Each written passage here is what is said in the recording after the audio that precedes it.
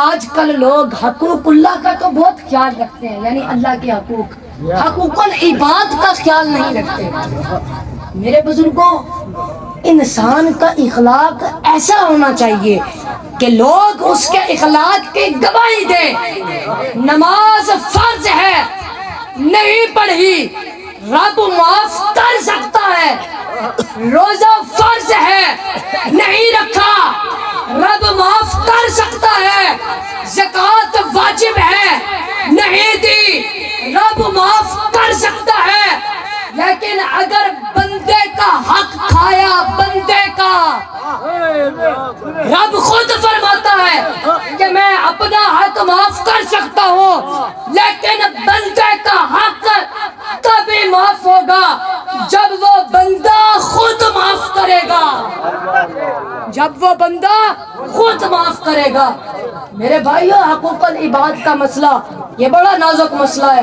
حقوق العباد کی بات ہوئی تو سرکار نے فرمایا، اے میرے صحابہ، کل قیامت والے دن ایک بغیر سینگ والی بکری رب کی بارگاہ میں حاضر ہوگی اور عرض کرے گی، مولا مجھے اس سینگ والی بکری نے تکلیف پہنچائی ہے۔ تو رب اس کے سینگ اس بکری کو عطا کر کے فرمائے گا کہ اس سے اپنا بدلہ لے، اس سے اپنا بدلہ لے۔ حقوق العباد کی بات ہوئی، سرکار نے فرمایا، ہے میرے صحابہ، کل قیامت والے دن ایک ایسا بندہ ہوگا، نمازیں بھی پڑھی ہوں گی، روزے بھی رکھے ہوں گے، صدقہ خیرات بھی کی ہوں گی، حج بھی کیے ہوں گے، پھر بھی جہنم میں جائے گا۔ عرض کی، یا رسول اللہ اس کی وجہ کیا ہے؟ فرمایا، اس نے لوگوں کا حق کھایا، اس نے لوگوں کا حق کھایا ہوگا۔ تو آج ہمارے پاس وقت ہے، اللہ نے ہمیں سانسیں عطا کی ہیں، ہمیں چاہیے کہ ہم حقوق اللہ کے ساتھ ساتھ حقوق العباد کا خیال رکھیں۔ اور حقوق العباد یعنی بندوں کے حقوق، حقوق العباد میں سب سے پہلے نمبر پر جو حقوق ہیں وہ والدین کے حقوق ہیں۔ اللہ، اور والدین کے بارے میں اللہ اور اللہ کے رسول نے ہمیں یہ تاکید کی ہے کہ ہمیں چاہیے ہم اپنے والدین کے فرما بردار بن جائیں، اپنے والدین کا ہم دل نہ دکھایا کریں۔ رب نے فرمایا سورۃ البنی اسرائیل کی آیت نمبر 23 اور 24 میں کہ وَبِالْوَالِدَيْنِ إِحْسَانًا، والدین کے ساتھ حسن سلوک سے پیش آؤ، والدین کے ساتھ حسن سلوک سے پیش آؤ۔ پھر سورۃ النساء کی آیت نمبر 36 میں فرمایا وَبِالْوَالِدَيْنِ إِحْسَانًا۔ پھر سورۃ الانعام کی آیت نمبر 151 میں فرمایا وَبِالْوَالِدَيْنِ إِحْسَانًا، کہ والدین کے ساتھ حسن سلوک سے پیش آؤ۔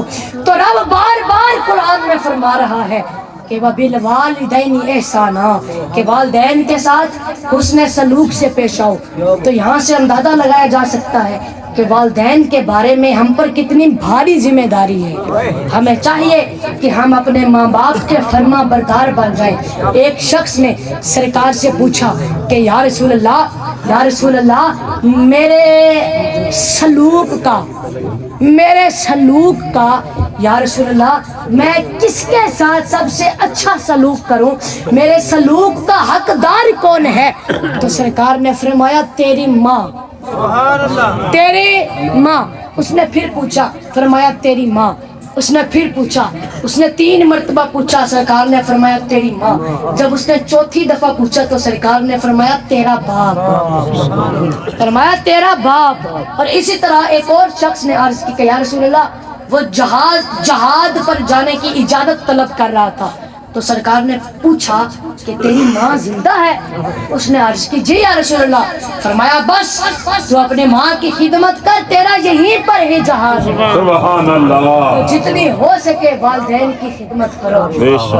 نبی نے فرمایا نومک علی السریر برم بوالدتک تضحکہما ویضاحکانک افضل من جہادک بالسیف فی سبیل اللہ۔